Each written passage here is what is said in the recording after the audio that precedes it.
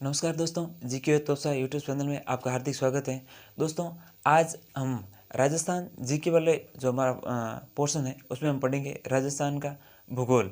और राजस्थान के भूगोल में भी हम राजस्थान की जो स्थिति है, विस्तार है, उसकी आकृति है, उसके भौतिक स्वरूप है, उसके बारे में पढ़ेंगे। तो हमारा टॉपिक या जो हेडिंग है वो हो जाएगी राजस्थान का भूगोल।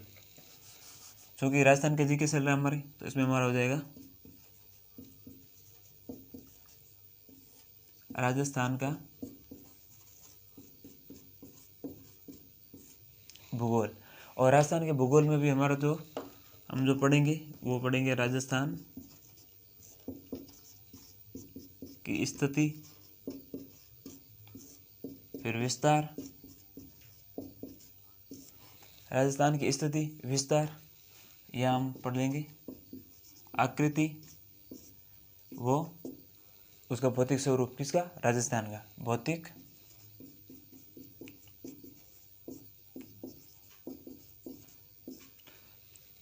स्वरूप। तो ये हमारी कुल जो ये हेडिंग है, इसके भी जो ये अलग अलग ये हमारे टॉपिक रहेंगे विभिन्न वीडियो में, इनके बारे में हम पूरा डिटेल से पढ़ेंगे। अब आता है राजस्थान की स्थिति, यानी कि सिचुएशन या सिचुएटेड, राजस्थान कहाँ स्थित है। तो अब इसमें हम देखेंगे सर्वप्रथम विश्व के संदर्भ में,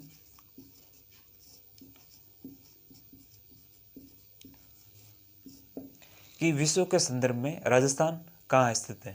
फिर विश्व के संदर्भ के बाद आएगा भारत के संदर्भ में। तो यहाँ देखेंगे हम भारत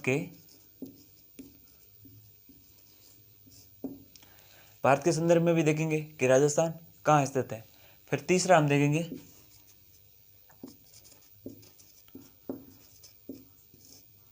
अक्षांश व देशांतर के संदर्भ में राजस्थान कहाँ स्थित है। तो राजस्थान की स्थिति है वो हम इन तीन संदर्भ में देखेंगे, अलग अलग संदर्भों में देखेंगे। तो देखते हैं आगे।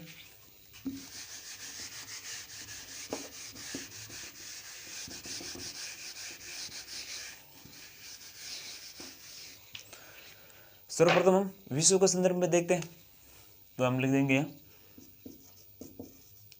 विश्व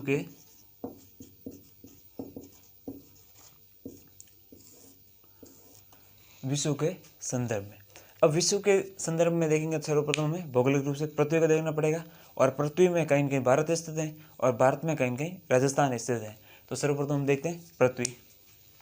तो ये हमारी हो जाएगी कुछ इस प्रकार पृथ्वी। क्या अच्छी नहीं बनी? कोशिश तो की मैंने बनाने की, और अगर अच्छी नहीं है तो इससे अच्छी मुझसे तो बनने वाली है नहीं। आप भी ट्राई करना, आप बनाना। तो ये होगी हमारी पृथ्वी। और पृथ्वी के मध्य में से एक रेखा गुजरती है और इसे कहा जाता है भूमध्य रेखा। भूमध्य रेखा, और इसे 0 डिग्री अक्षांश भी कहते हैं। 0 डिग्री अक्षांश। अक्षांश की परिभाषा ये हो जाएगी कि वह काल्पनिक रेखाएं जो पृथ्वी पर पूर्व से पश्चिम या पश्चिम से पूर्व की ओर खींची जाती हैं, उनको हम अक्षांश रेखाएं कहते हैं। और ये 0 डिग्री अक्षांश है, इसे भूमध्य रेखा भी कहा जाता है।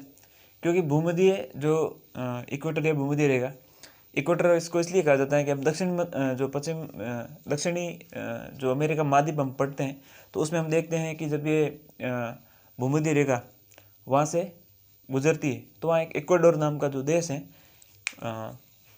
उस वजह से मतलब इक्वेटर, इसको इक्वेटर बोलते हैं भूमध्य रेखा को, तो भूमध्य रेखा को इक्वेटर बोलते हैं। तो इक्वेटर के कारण, इक्वेटर वहाँ का यानी कि इक्वेटर देश है, जो इक्वाडोर देश है, वहाँ से गुजरती है, इस कारण उसको इक्वाडोर कहा जाता है। क्योंकि वहाँ से इक्वेटर गुजरती है और मध्य में से गुजरती है। तो इक्वेटर जो देश है दक्षिण अमेरिका, उस वजह से उसको इक्वेटर कहा जाता है, क्योंकि वहाँ से इक्वेटर रेखा गुजरती है इक्वाडोर को। तो ये 0 डिग्री अक्षांश है जिसको भूमध्य रेखा कहा जाता है। और भूमध्य यानी कि पृथ्वी को भूधरा, जो उसकी पृथ्वी के विराम शब्द होते हैं। तो भूमध्य रेखा यानी कि पृथ्वी को 2 बराबर भागों में बांटने वाली ये भूमध्य रेखा, हम इसको कह सकते हैं 0 डिग्री अक्षांश। फिर हम देखेंगे इसी प्रकार हम जैसे उस अक्षांशों की ओर बढ़ेंगे। ये हमारा हो गया उत्तरी गोलार्ध। Northern hemisphere. अब 0 डिग्री अक्षांश के जो नीचे है वो हो जाएंगे हमारा दक्षिणी गोलार्ध, यानी कि साउथर्न हेमिस्फीयर। अब ये 0 डिग्री हम उस अक्षांशों की ओर है उत्तरी जो उस अक्षांशों की ओर बढ़ेंगे या उत्तर में उत्तरी अक्षांशों की ओर बढ़ेंगे, तो यहाँ 0 1 2 3 ऐसे करके यहाँ एक रेखा आएगी जो 23.5 डिग्री उत्तरी अक्षांश है, और इसे हम क्या कहते हैं, कर्क रेखा। और इसी प्रकार हम दक्षिणी अक्षांशों में बात करेंगे, जैसे 0 1 2 3 4 ऐसे चलेंगे, तो यहाँ कहीं आएगी हमारी एक और रेखा जो होगी 23.5 डिग्री दक्षिणी अक्षांश। ये तो हमने पढ़ा उत्तरी अक्षांश, और ये हो जाएगी दक्षिणी अक्षांश। और 23.5 डिग्री दक्षिणी अक्षांश को कहा जाता है मकर रेखा, मकर रेखा।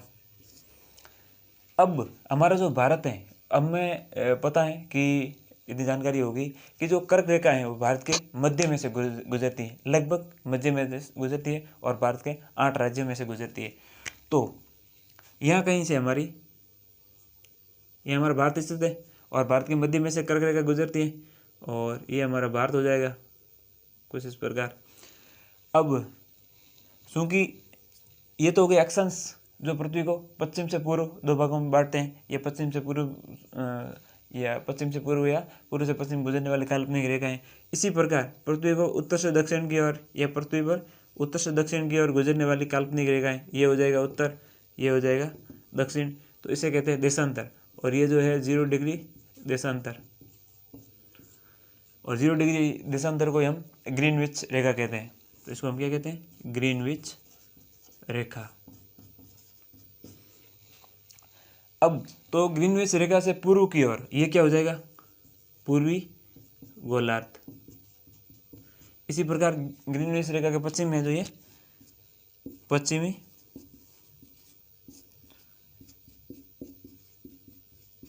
गोलार्ध। तो चूँकि ये 0 डिग्री अक्षांश भूमध्य रेखा और ये 0 डिग्री देशांतर ग्रीनविच रेखा, ये दोनों आपस में गिनी की खाड़ी में काटती हैं अटलांटिक महासागर में, वो हम वर्ल्ड ज्योग्राफी में पढ़ेंगे। तो हमारा जो भारत है, अब हम देखेंगे तो इधर पूर्वी गोलार्ध में पड़ता है, और ऊपर से देखेंगे, अब यहाँ देखेंगे ऐसे तो ये पूर्वी गोलार्ध में पड़ता है, और ऐसे देखेंगे तो ये उत्तरी गोलार्ध में पड़ता है। तो हम ये कह सकते हैं कि भारत की स्थिति क्या है ग्लोब में, तो वो है उत्तरी पूर्वी गोलार्ध स्थित है भारत। तो भारत उत्तरी पूर्वी गोलार्ध में स्थित है, तो राजस्थान भी क्या होगा, क्योंकि राजस्थान भारत में स्थित है, तो राजस्थान भी ग्लोब में विश्व स्तर पर ये उत्तरी पूर्वी गोलार्ध में स्थित है। तो भारत अगर उत्तरी पूर्वी गोलार्ध में स्थित है, तो इसमें हमारे विश्व के संदर्भ में अगर हम राजस्थान की स्थिति देखेंगे तो हम यहाँ पाएंगे कि राजस्थान है जो विश्व में उत्तरी पूर्वी गोलार्ध में स्थित है। तो ये होगी विश्व के संदर्भ में राजस्थान की जो स्थिति है, क्योंकि भारत की जो स्थिति है वही राजस्थान की होगी। तो विश्व के संदर्भ में भौगोलिक रूप से राजस्थान उत्तरी पूर्वी गोलार्ध में स्थित है। अब हम देखते हैं राजस्थान की भारत के संदर्भ में स्थिति।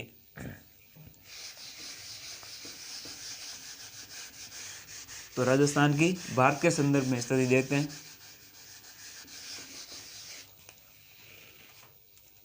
हम कह सकते हैं भारत के संदर्भ में, तो भारत के संदर्भ में राजस्थान कहाँ स्थित है, भारत को ही देख लेते हैं।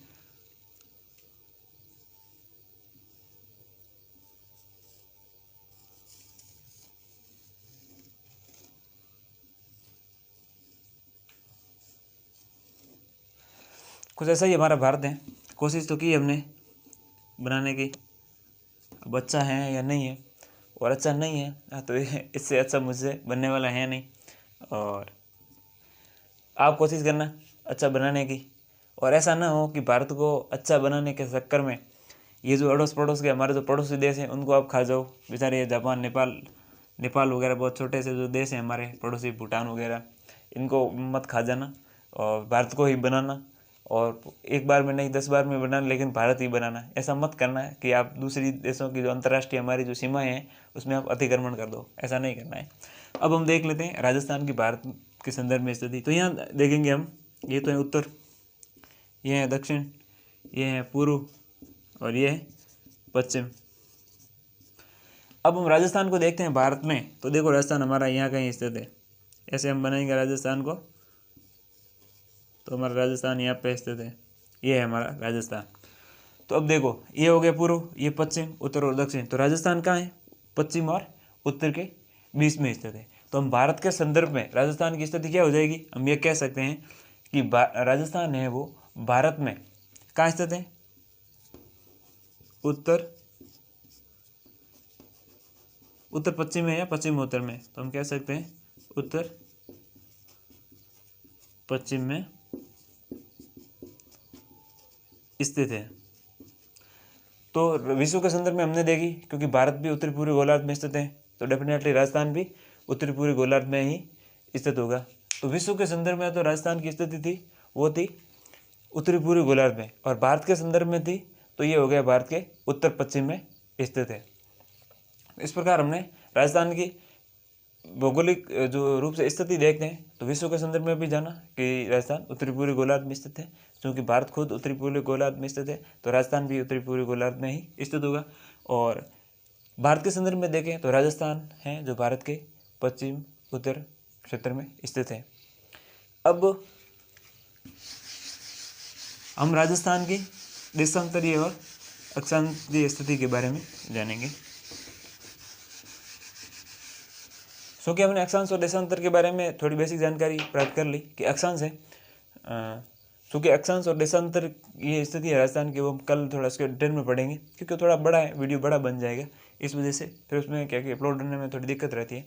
तो कल हम उसको पूरा डिटेल में पढ़ेंगे। लेकिन अक्षांश और देशांतर को हमने आज थोड़ा बहुत जाना कि अक्षांश और देशांतर वो काल्पनिक रेखाएँ होती हैं, और उसी के आधार पर ये भौगोलिक जो स्थिति है उसको जानकारी रखने के लिए, मापने के लिए काल्पनिक रेखाएं गुजरती है। ऐसा कुछ नहीं है कि जहाँ से कर्क रेखा गुजरती है तो वो उसका कुछ मतलब सिंबल होता होगा।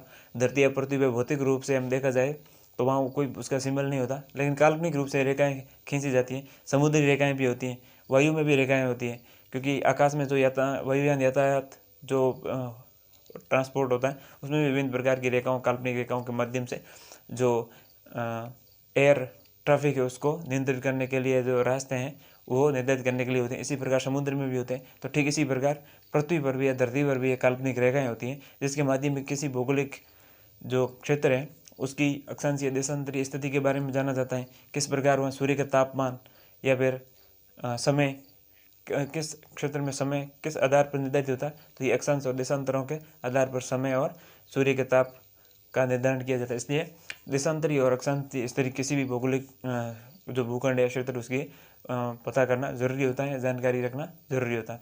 तो निश्चित तौर पर आज हम हमारे इस वीडियो में हमने राजस्थान का भूगोल हमने शुरू किया है, जिसमें हमने राजस्थान की भारत, विश्व और भारत के संदर्भ में स्थिति देखी, और आगे हम इसको कंटिन्यू करेंगे। कल हम वीडियो लाएंगे देशांतर और अक्षांतर के बारे में, और इसी प्रकार हम धीरे धीरे राजस्थान की ज्योग्राफी कंप्लीट करेंगे, और इसी सीरीज में हम राजस्थान की ज्योग्राफी कंप्लीट करते हुए आगे बढ़ेंगे। तो निश्चित तौर पर इस वीडियो में आपने राजस्थान के विश्व और भारत के संदर्भ में स्थिति को जाना है, और निश्चित तौर पर ये वीडियो आपको पसंद आया होगा। अगर ये वीडियो आपको पसंद आया हो तो इसको लाइक करिए, शेयर करिए, कमेंट कीजिए और चैनल को सब्सक्राइब कीजिए।